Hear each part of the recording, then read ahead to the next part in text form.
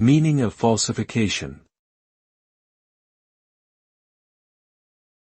Falsification. Falsification. Falsification.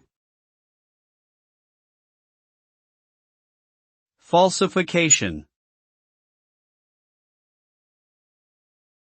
Falsification refers to the act of intentionally misrepresenting or distorting information or evidence in order to deceive others. The result of falsification can be detrimental, as it can lead to false beliefs, incorrect conclusions, and inappropriate actions.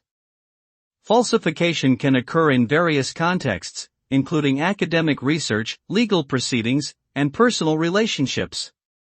It is generally considered unethical and can result in serious consequences, such as loss of credibility, legal charges, and damage to one's reputation.